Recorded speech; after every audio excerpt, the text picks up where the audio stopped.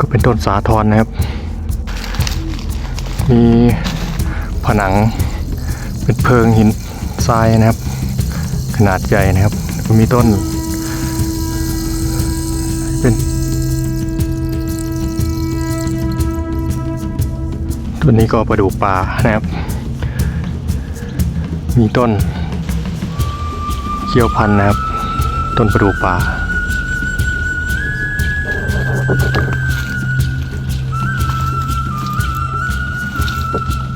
มะขะแต้หนามนะครับพื้นด้านล่างนี่ก็เห็นฝักของเขาได้ชัดเจนนะครับ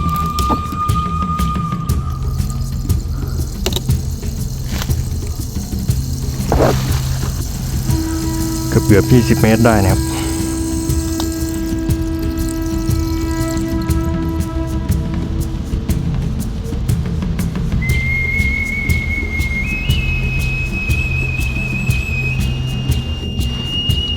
อายุมากนะครับก็เป็นโพรงนะครับหลายต้นก็มาเป็นโพรงตัวนี้ก็เป็นต้นใหญ่นะครับ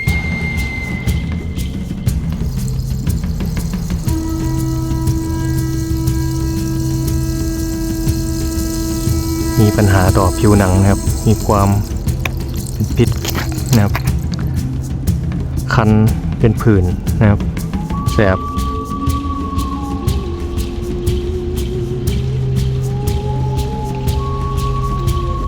ยังจะติดอยู่ในดงหมามุ้ยนะครับเยอะเต็มไปหมดนะครับจุดนี้หาทางออกก็ไม่เจอนะ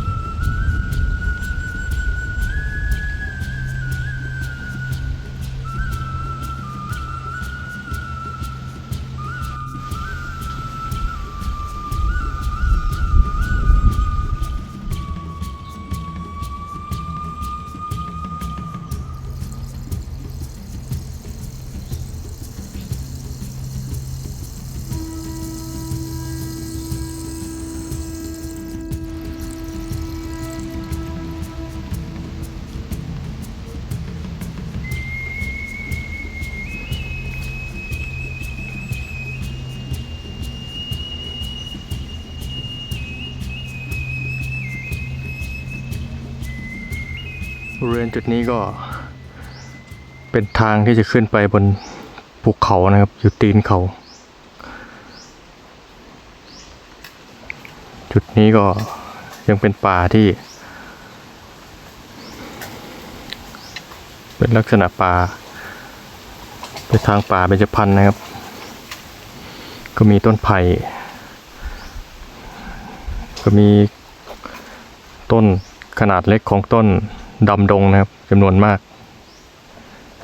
ก็เป็นเรื่องปกติในสภาพป่าภูเขาลูกนี้นะครับต้นดำดงนี่ก็จะเยอะนะครับทางที่จะขึ้นไปเนี่ยมองไม่เห็นเส้นทางนะครับไม่มีเส้นทางที่ผู้คนอาศัยเดินป่าเป็นประจำไม่เห็นร่องรอยนะครับก็เดินมาจุดนี้ก็มีลักษณะทางน้ำเล็กๆนะครับมีแนวหินทรายคิดว่าจะเดินขึ้นไปเส้นทางตรงนี้นะครับขึ้นไปข้างบนนะครับว่า จะมีธรรมชาติที่น่าสนใจขนาดไหนนะครับคงจะเดินไปตามทางที่มันเป็นธรรมชาตินะครับค่อนข้างที่จะมีความรกนะครับของกลุ่มบรรดาต้นไม้ขนาดเล็กทรงพุ่มทั้งเป็นเครือเถามีหนามนะครับในเมื่อไม้ยืนต้นขนาดใหญ่ไม่ค่อยมากก็จะปกคลุมไปด้วยปกกลุ่มไม้ทรงพุ่มขนาดเล็กนะครับอัดกันแน่นนะครับทำให้เดินยากลำบากหนามโคทานะครับก็เป็นอีกหนึ่งชนิดไม้ทรงพุ่มเลื้อยที่เป็นหนามนะครับกระจายพันธุ์ในลักษณะสภาพป่าตรงนี้นะครับทำให้เดินยากลำบากนะครับก็มีไม้ยืนต้นประดู่ป่านะครับกับต้นสาทรที่กระจายพันธุ์ในบริเวณตรงนี้เป็นไม้ยืนต้นที่เด่นกว่าไม้ชนิดอื่นๆนะครับ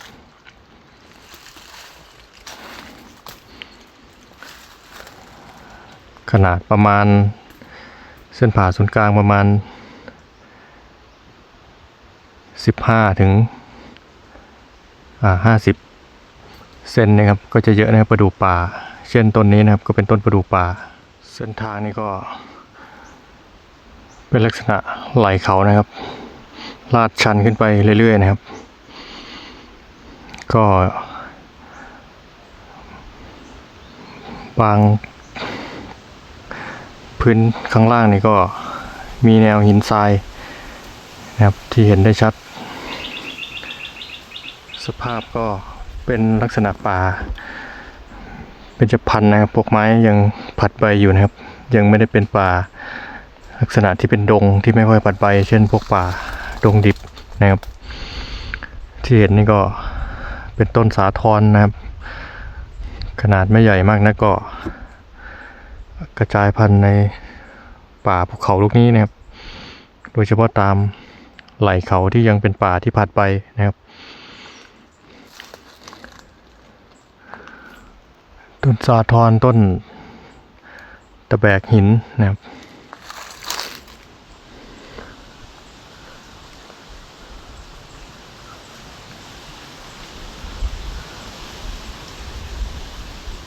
ก็เป็นต้นสาทรนะครับ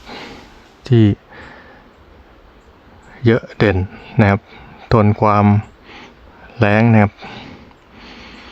ไม้ที่ผัดใบที่มีแก่นที่มีความแข็งแรง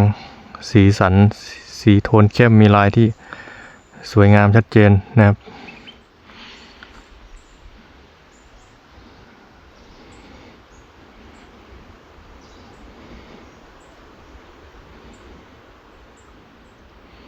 ก็เป็นหนามโกธานะครับอายุมากขนาดใหญ่นะครับ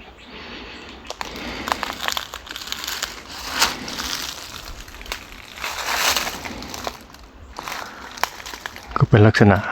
ต้นไม้ทรงพุ่มที่มีหนามไม่เห็นได้ชัดเจนลักษณะเมื่ออายุมากนะครับขึ้นสูงก็มักจะทรง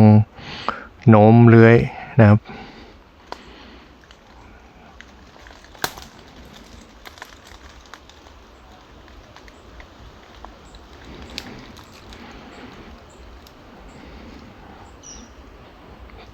ก็เป็นต้นไม้ที่มีการใช้สรรพคุณทางยาของเขานะครับ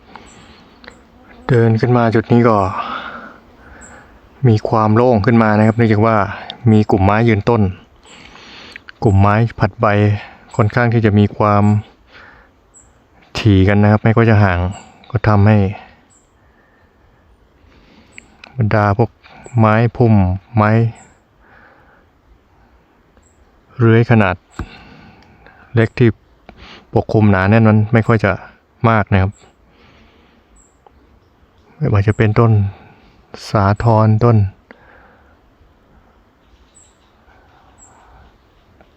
ถมป่าต้นตะแบกหินนะครับต้นประดู่ ที่ขึ้นเป็นกลุ่มๆในบริเวณจุดนี้นะครับทั้งต้นยิ้วหนามนะครับนี่ก็เป็นต้นตะแบกหินนะครับที่กระจายพันธุ์ในลักษณะที่เป็นป่าบรรยพันธุ์มีแนวหินทรายตามไหล่เขานะครับ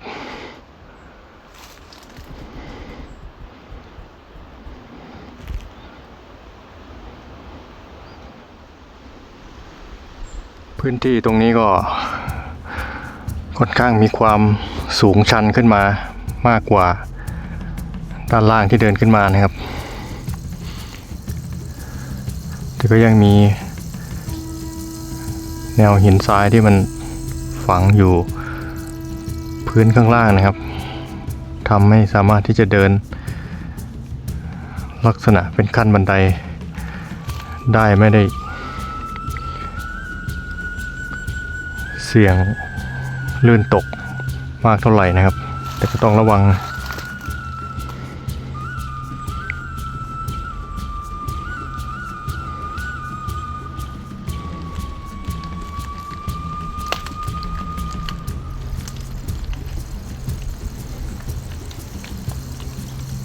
เดินมาตรงจุดนี้นะครับก็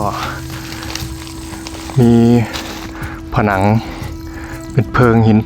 ทรายนะครับขนาดใหญ่นะครับแล้วก็มีต้นเป็นต้นข่อยนะครับอายุมากขนาดใหญ่เกิดอยู่ตรงด้านหน้าตรงนี้นะครับต้นนี้นะครับเป็นต้นข่อยข้างบนนี้ก็จะ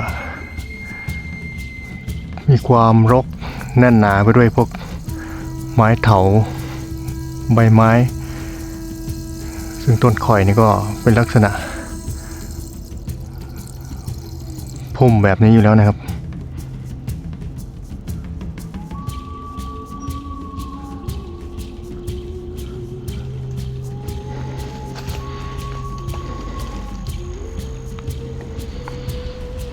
ก็มีหลุมขนาดเล็กนะครับอยู่ตรงนี้ใต้เพิงหินทรายนะครับบรรยากาศตรงนี้ก็เป็นธรรมชาติลมเย็นสบายดีนะครับ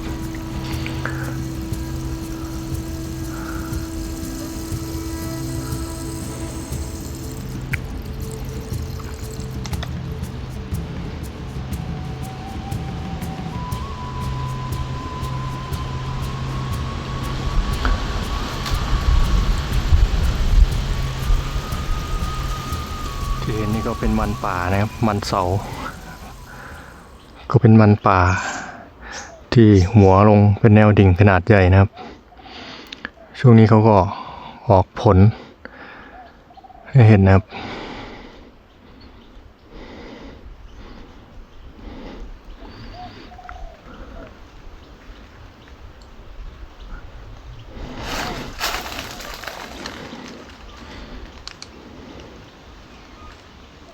ก็เป็นลักษณะผลนะครับที่มีเมล็ดอยู่ข้างในของมันเสานะครับซึ่งในช่วงนี้ก็ยังมีหัวที่ฝังอยู่ใต้ดินนะครับแต่ค่อนข้างที่จะขุดยากนะครับเพราะว่าอยู่ในช่วงปลายฤดูหนาวนะครับเดินมาตรงจุดนี้นี่ก็ไปยากนะครับดูสภาพข้างหน้านี่ก็มีแต่หนามโกธาหลายต้นนะครับเกี่ยวพันกันอยู่ปิดทางที่จะเดินนะครับโน้มกิ่งลำต้นลงสู่พื้นด้านล่างนะครับปกคลุมไว้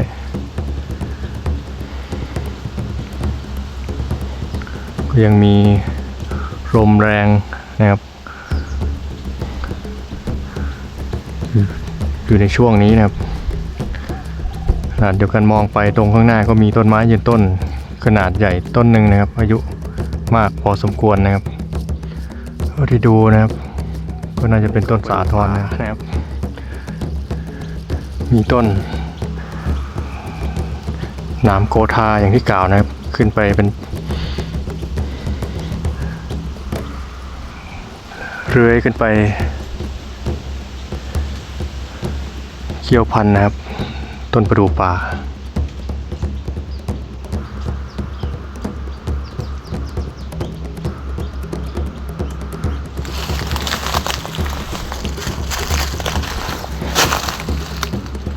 เป็นสภาพตรงนี้นะครับไม้ยืนต้นที่ผ่านมาก็เป็นประดู่ป่านะครับปกคลุมไปด้วยต้นหนามโกธานะครับ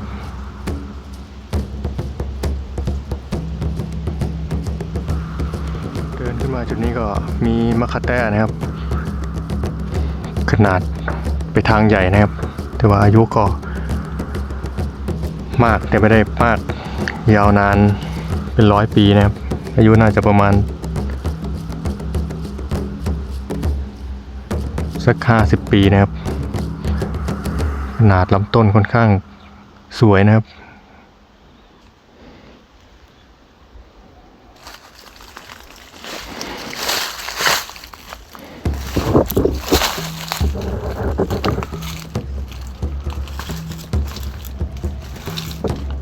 มะขะแต้หนามนะครับปืนด้านล่างนี่ก็เห็นฝักของเขาได้ชัดเจนนะครับ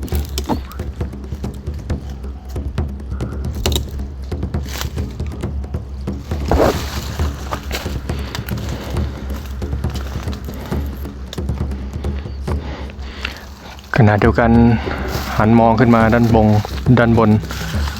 ฝั่งนี้นะครับก็มีต้นไม้ยืนต้นขนาดสูงใหญ่นะครับอยู่ 2-3 ต้นนะครับ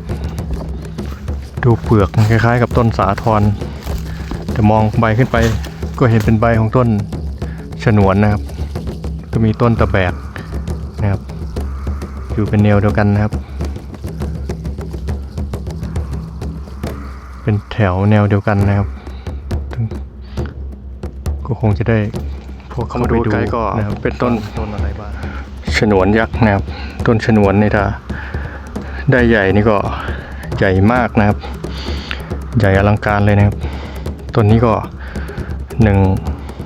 2 3 4คนโอบนะครับต้นนี้ก็เป็นลักษณะเป็นพึงเป็นภูพรนะครับ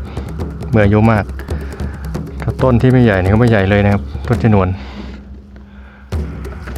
หรือว่าเรียกตามชื่อทางวิชาการชื่อไทยกลางๆนี่ก็จะตามที่มีเขียนไว้ในข้อมูลนี่ก็จะเรียกว่าต้นกระพี้โพงนะครับลักษณะเขาก็จะเป็นไม้อายุมากก็มักจะมีโพงนะครับเป็นไม้เนื้ออ่อนนะครับอยู่ในกลุ่มสกุลเดียวกันกับชิงชันกับพยุงนะครับต้นนี้ก็ใหญ่มากนะครับเปลือกมองมานี่มันจะเป็นต้นสาทรนะครับส่วนมากฉนวนมันก็แก่มากก็เปลือกจะดูเรียบกว่านี้นะครับก็แตกเป็นลักษณะ3 ลำขึ้นไปนะครับ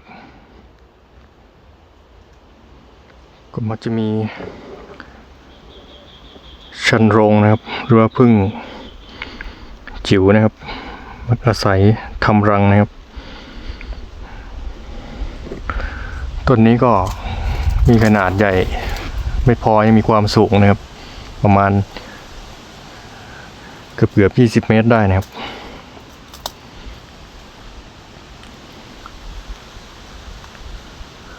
นี่ก็เป็นต้นฉนวนนะครับหรือว่าต้นกระพี้โพงนะครับ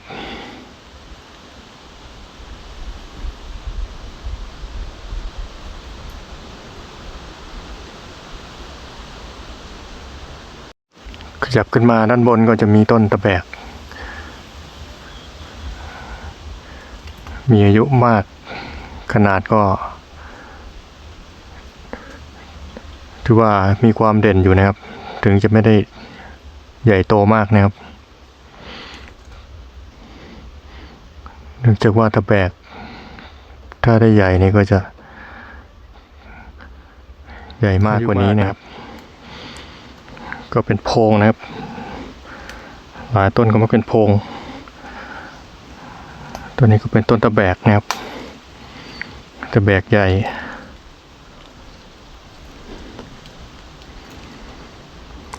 หรือว่าต้นเปื่อยนะครับเปื่อยหรือตะแบกก็มีอยู่หลายชนิดนะครับตัวนี้ก็เป็นพวกกลุ่มชนิดขึ้นได้ทั้งป่าเบญจพรรณและป่าดงดิบนะครับเป็นตะแบกใหญ่นะครับต้นนี้นี่ก็จำไม่ผิดก็น่าจะเป็นต้นมะนาวป่ามะนาวผีนะครับใบก็จะเป็นลักษณะอย่างนี้นะครับเป็นลักษณะต้นลักษณะพุ่มนะครับมีหนามตามกิ่ง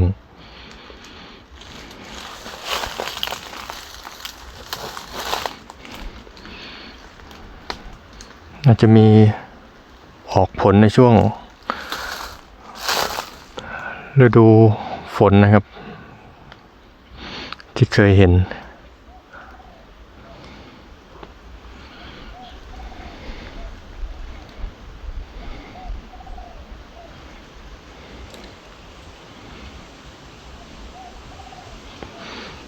ต้นนี้ก็ถือว่าเป็นต้นใหญ่ของเขานะครับเพราะว่าไม้ชนิดนี้ก็เป็นไม้ขนาดเล็กนะครับตรงจุดนี้ก็มีไม้เด่นมีมะนาวผีแล้วก็ต้นมะนาวป่ามะนาวผีนะครับต้นนี้ก็เป็นต้นสาธรนะครับพืชต้นนี้ก็เป็นต้นบกนะครับต้นบกที่เห็นนี่ก็เป็นผลของเขานะครับ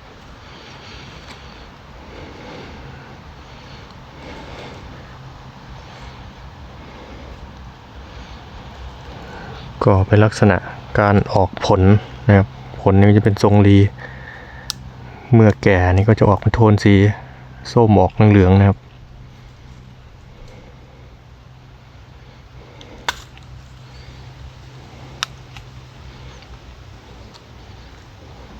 ก็จะเห็น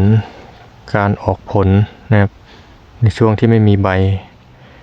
นะครับในช่วงที่หมดฝนนะครับในช่วงปลายฤดูหนาวนะครับ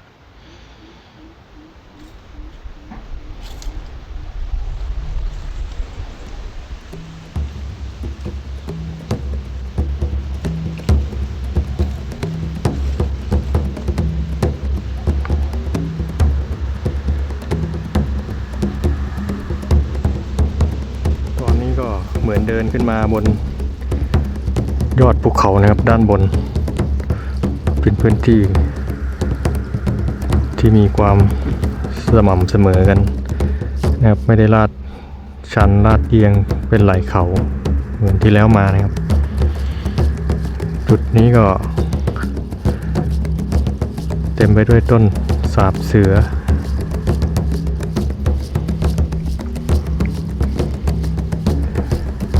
กลุ่มไม้ขนาดทรงพุ่มขนาดเล็กนะครับไม้ยืนต้นนี่ไม่พบเจอเท่าไหร่นะครับจุดนี้ค่อนข้างที่จะหาทางเดินออกไปยากนะ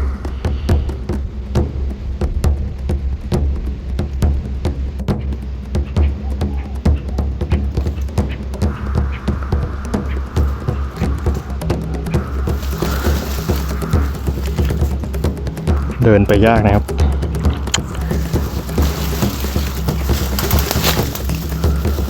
มีแต่ต้นสาบเสือมีหญ้ามีไม้ทรงพุ่มนะครับแล้วที่สำคัญสูงท่วมหัวนะครับ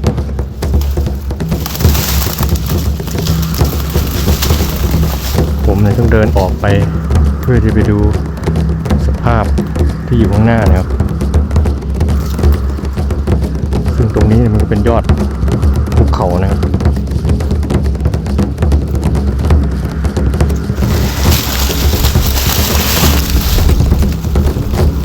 ก็ไม่รู้ว่ามันจะยาวแค่ไหนนะครับสภาพที่เป็นอย่างนี้นะเพราะว่าไม่มีทางนะบังคับต้องเดินแบบนี้เนี่ย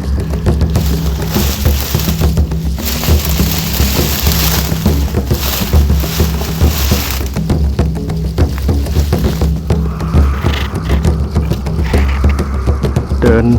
มาสักพักนะครับสภาพก็ยังเหมือนเดิมนะครับไม่เห็นทาง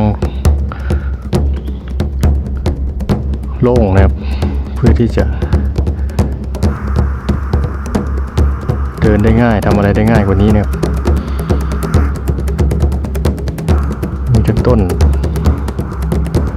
หมามุ้ยนะครับสภาพแบบนี้ก็เยอะ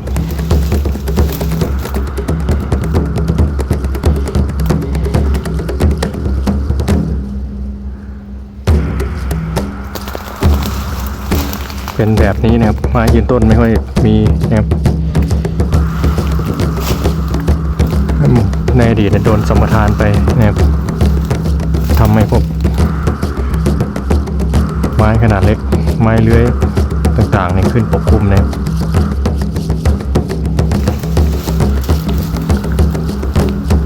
ถ้าไปไม่ได้เนี่ยก็คงจะเดินไปสักพักหนึ่งถ้าไม่เจอพื้นที่สะดวกมีความโล่งมีต้นไม้ที่ให้ได้ดูกว่านี้คงจะกลับนะครับกลับนี่ก็คงไม่ในทางเดิมนะครับไม่รู้ว่าจะไปง่ายหรือไปยากนะครับกลับทางเดิมนี่ก็ยากลำบากนะครับตรงนี้ก็เต็มไปด้วยต้นหมามุ้ยนะครับที่ใบมันแห้งหมดนะครับเหลือแต่ผลที่เป็นพิษแล้วคลายเครื่องต่อผิวหนังนะครับ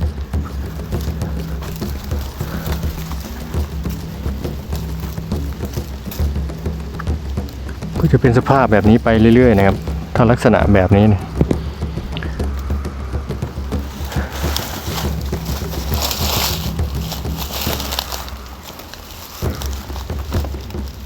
ครับก็เป็นฝักผลของเขานะครับตรงขนนะครับนี่ก็จะทำให้มีปัญหาต่อผิวหนังนะครับมีความเป็นพิษนะครับคันเป็นผื่นนะครับแสบไม่ควรที่จะไปโดนนะครับจุดนี้เต็มไปหมดนะครับสภาพป่าแบบนี้เราก็ชอบกระจายพันธุ์นะครับดงหมามุ้ยนะครับเยอะเต็มไปหมดนะครับจุดนี้หาทางออกก็ไม่เจอนะครับหมามุ้ยตามท้องถิ่นเนี่ยบางที่ก็จะเรียกว่าหมากตำแงนะครับหมากตำแงหมากตำแยนะครับ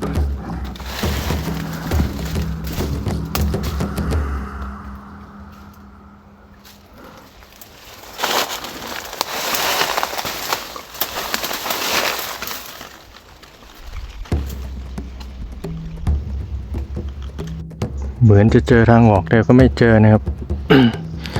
หนีไม่พ้น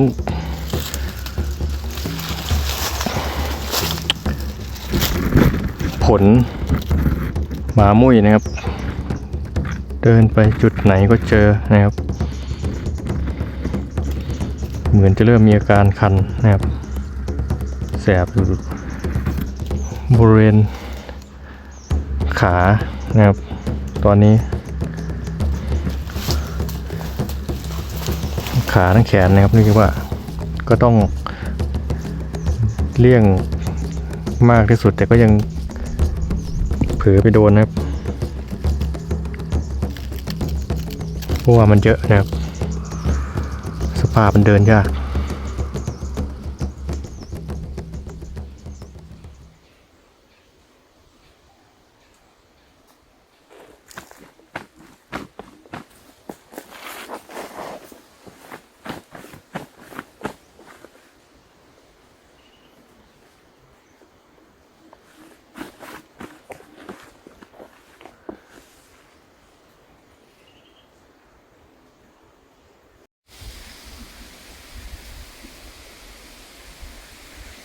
ตอนนี้ก็ผมก็เดินออกมานะครับจากป่า ขึ้นไปข้างบนนะครับ เจอทางที่ไปไม่ได้ครับ รกทึบไปด้วยหญ้าและต้นไม้ทรงพุ่มต้นสาบเสือและที่สำคัญก็คือเป็นดงของต้นหมามุ้ยนะครับ ซึ่งทำให้เดินไปไหนนี่ก็เจอนะครับ ถึงจะระวังนี่ก็ยังโดนคันเต็มตัวนะครับตอนนี้ ไม่ไหวก็ต้องกลับมานะครับฝั่งเดิมนะครับ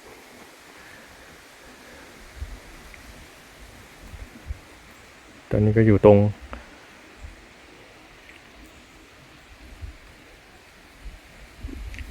ไหล่เขานะครับ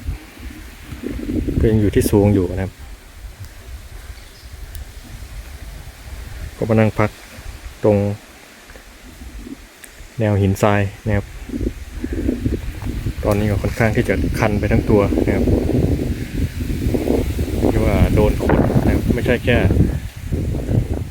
ไปโดนสัมผัสตรง